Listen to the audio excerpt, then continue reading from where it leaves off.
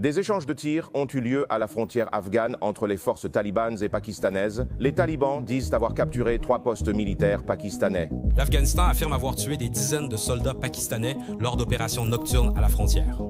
C'est désormais de loin la plus grande menace terroriste à laquelle le Pakistan est confronté depuis plus de 10 ans.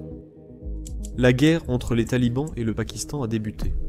En quelques heures, les talibans ont affirmé avoir tué plus de 58 soldats pakistanais et pris 25 postes frontières stratégiques. Les talibans affirment qu'il s'agit d'une réponse aux frappes aériennes pakistanaises à Kaboul. Ce qui n'était qu'une escarmouche frontalière risque désormais de dégénérer en guerre totale, les deux camps voulant s'anéantir. Les puissances internationales surveillant la situation, car des milliers de blindés américains, mitrailleuses et stocks de munitions sont restés en Afghanistan en 2021. Désormais, ces armes létales co-d'équipe avec les talibans, tandis que le Pakistan utilise des armes chinoises récemment acquises.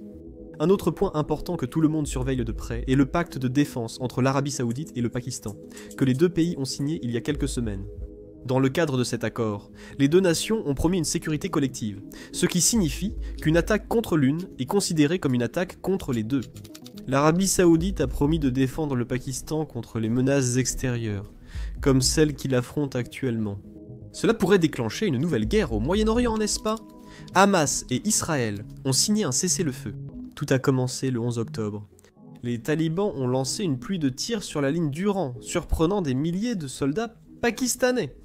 Des fuites audio non vérifiées disent que beaucoup ont quitté leur poste aussitôt, tandis que d'autres ont été ensevelis sous les décombres, sans pouvoir riposter.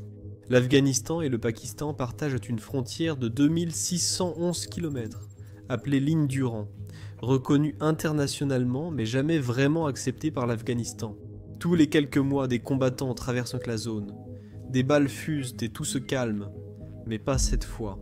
Juste avant minuit, des combattants talibans ont fait irruption au Pakistan dans au moins 7 régions différentes. S'étendant des collines de Helmand au sud jusqu'aux montagnes escarpées de Kunar et Nangarhar à l'est. Le Pakistan n'a pas encore activé son pacte avec l'Arabie Saoudite, qui a seulement publié des déclarations prudentes, appelant au calme et au dialogue entre les deux parties. Dans l'immédiat, ni les talibans, ni le Pakistan n'admettent comment ce conflit a réellement commencé. Parce que franchement, ils se renvoient la balle comme ça depuis des années. Moins de 72 heures avant, des explosions ont frappé Kaboul, capitale de l'Afghanistan. Des témoins ont signalé de soudaines frappes aériennes pakistanaises intenses à plusieurs endroits, dont la place Abdul Haq. D'autres provinces comme Khost, Jalalabad et Pakita ont aussi subi des frappes similaires. En quelques heures, le gouvernement taliban accusait le Pakistan de violer la souveraineté afghane.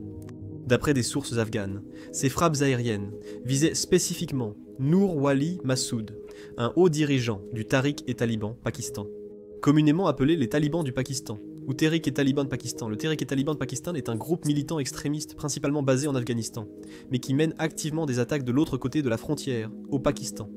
Depuis que les États-Unis se sont retirés d'Afghanistan en 2021, permettant aux talibans afghans de reprendre le pouvoir, les responsables pakistanais espéraient secrètement que ce changement finirait par stabiliser leurs frontières ouest troublées.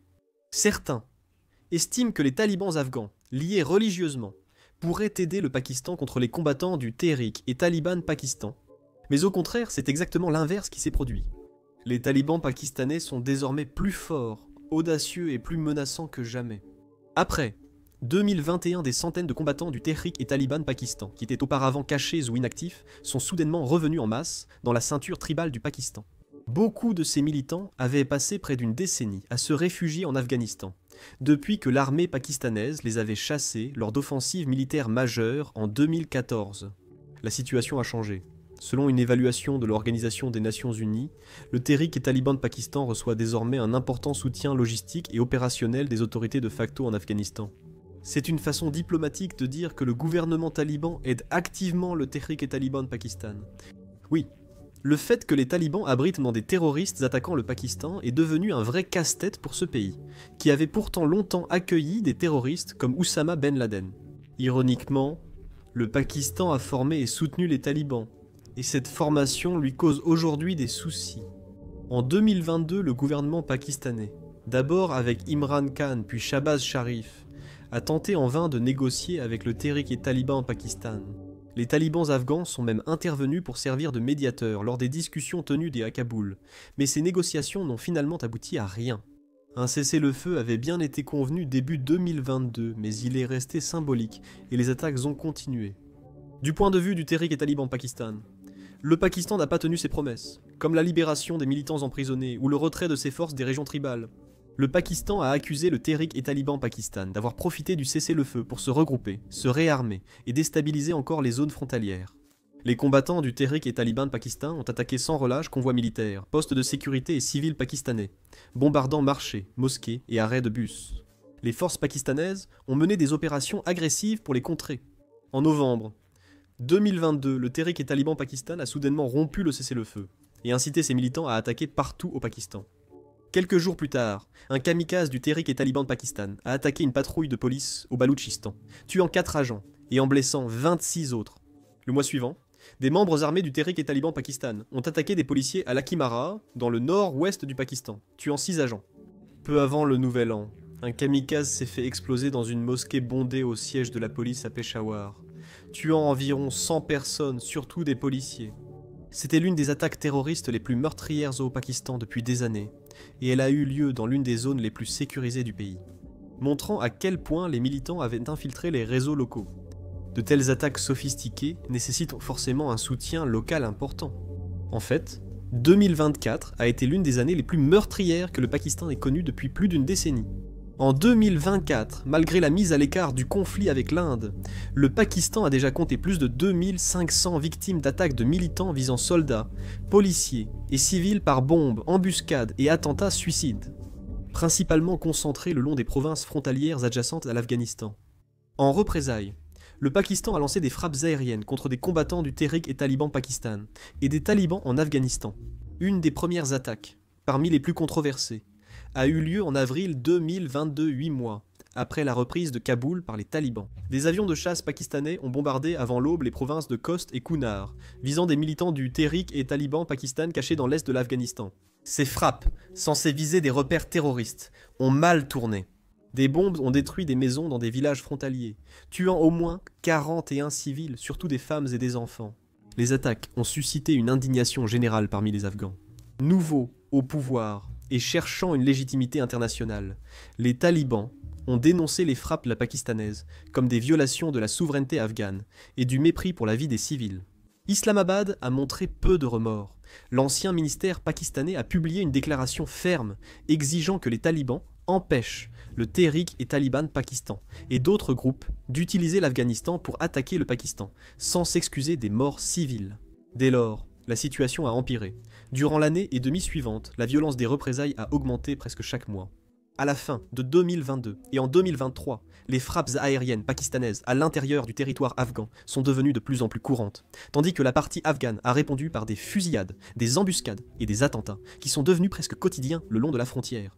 Mais vous voyez, les racines de cette haine entre le Pakistan et les talibans vont bien plus loin que de simples frappes aériennes récentes. Pour comprendre leur affrontement actuel, il faut revenir à 2001, quand les États-Unis ont envahi l'Afghanistan après les attentats du 11 septembre. L'objectif était de détruire Al-Qaïda et de renverser le régime taliban protégeant Oussama Ben Laden. Dans les années 1990, le Pakistan avait en fait été l'un des plus grands soutiens des talibans.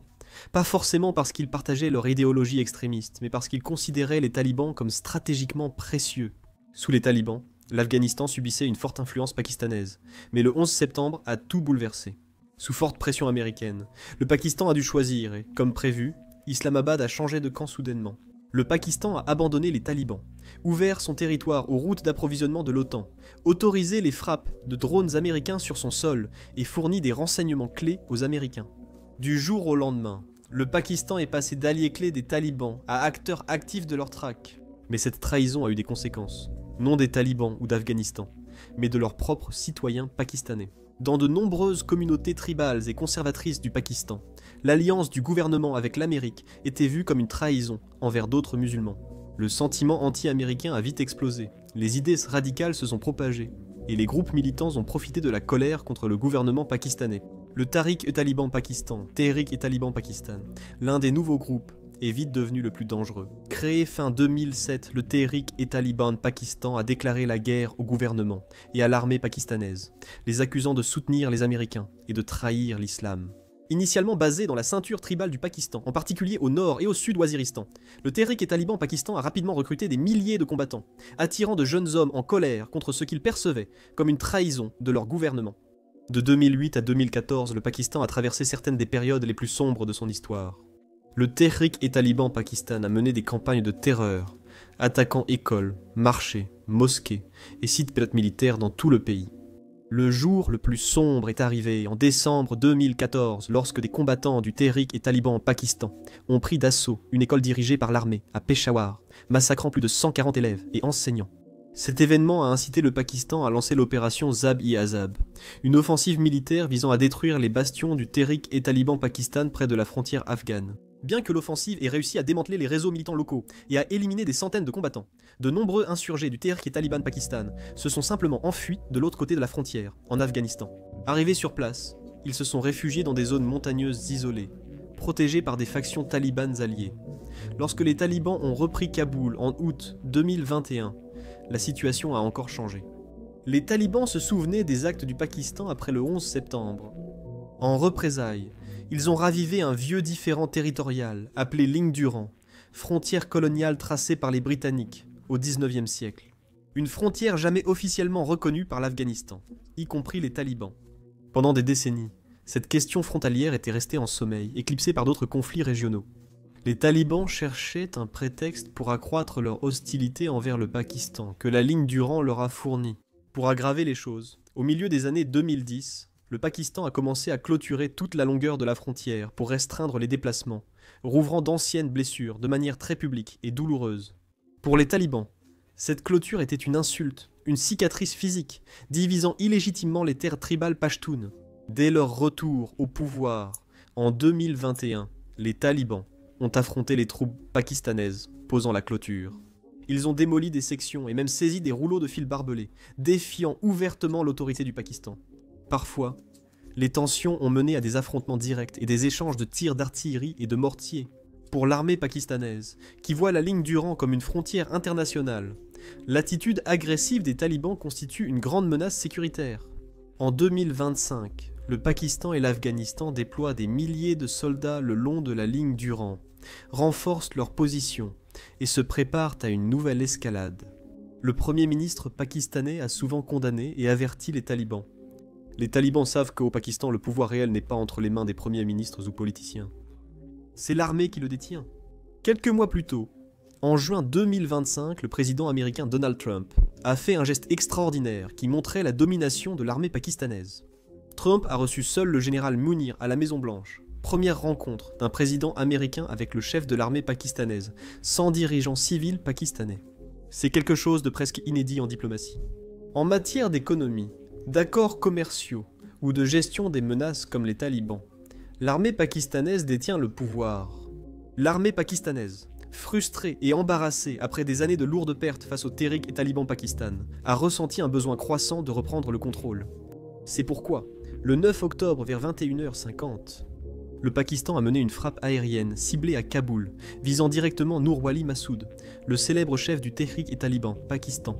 Les renseignements pakistanais pensaient avoir une occasion unique d'éliminer Massoud alors qu'il circulait en voiture à Kaboul. La suite des événements reste floue. Des sources afghanes et des journalistes locaux affirment que la frappe a été précise et mortelle, tuant peut-être Massoud ainsi que d'autres hauts commandants du Tehrik-e-Taliban Pakistan. Le Tehrik-e-Taliban Pakistan a aussitôt nié la mort de Massoud, diffusant un message audio pour prouver sa survie. En quelques heures, le ministère de la Défense taliban a accusé officiellement le Pakistan d'une frappe aérienne, préparant une contre-attaque. Et c'est précisément ce que nous avons vu se produire. L'attaque du 11 octobre était leur riposte directe. Sous la direction du porte-parole du ministère de la Défense des talibans, le même responsable qui avait autrefois arrêté fièrement la construction de la clôture frontalière, les talibans afghans ont décidé d'envoyer un message dans la langue que le Pakistan comprend. La force, tardivement, dans la nuit du 11 des talibans, ont tiré sur des postes frontières pakistanais en au moins 7 lieux. D'abord silencieuses sur leurs pertes, les autorités pakistanaises ont réagi après que des sources talibanes se sont vantées en ligne de dizaines de victimes pakistanaises, poussant Islamabad à agir, non pas pour gagner le combat, mais pour contrôler le récit sur les réseaux sociaux. Même les talibans n'ont pas encore révélé leurs propres pertes. Il est clair que les deux camps ont subi de lourdes pertes, surtout à cause de la surprise des talibans. Pour être réaliste, malgré leurs discours musclés, les talibans afghans n'ont pas la capacité de mener une guerre conventionnelle soutenue contre l'armée pakistanaise bien équipée. Le Pakistan sait qu'une pression excessive sur les talibans pourrait rompre toute coopération et déstabiliser davantage sa frontière ouest. Le conflit, l'accueil des militants du Tehrik-e-Taliban Pakistan par les talibans, les frappes transfrontalières du Pakistan et le différend sur la ligne du rang demeurent non résolus et très explosifs. Cela signifie que toute désescalade pour l'instant ne serait probablement que temporaire, une pause, plutôt qu'une véritable paix. Il est incertain si ce conflit deviendra bientôt une guerre totale. Mais une chose que nous savons avec certitude, c'est que la Chine a tout à perdre, quoi qu'il arrive ensuite. Le Pakistan, allié régional de longue date de la Chine, est lié par des décennies de partenariats stratégiques, soutien diplomatique et milliards d'investissements. Pour la Chine, les talibans sont aussi un allié potentiel. L'Afghanistan possède d'importantes réserves de minéraux précieux, comme le lithium, le cuivre et des terres rares. Exactement les matériaux dont la Chine a désespérément besoin pour fabriquer des smartphones, des voitures électriques et des technologies avancées qu'elle exporte dans le monde entier. Depuis la reprise de Kaboul par les talibans, la Chine a renforcé ses relations, apportant aide financière, investissement et soutien diplomatique. En retour, la Chine veut des garanties de sécurité et un accès privilégié aux ressources minières afghanes. Des entreprises chinoises, appuyées par leur gouvernement, explore déjà des opérations commerciales en Afghanistan pour contrôler les ressources. Ceci est crucial pour l'économie chinoise et sa rivalité technologique avec les États-Unis, laissant la Chine prise entre deux alliances inconfortables. Si Pékin soutient publiquement le Pakistan, il pourrait compromettre sa relation avec les talibans et perdre l'accès aux ressources afghanes. Soutenir ouvertement les talibans reviendrait pour la Chine à trahir le Pakistan, un allié de confiance dans lequel elle a investi des milliards. Pour la Chine, c'est une situation perdant-perdant, et ils le savent.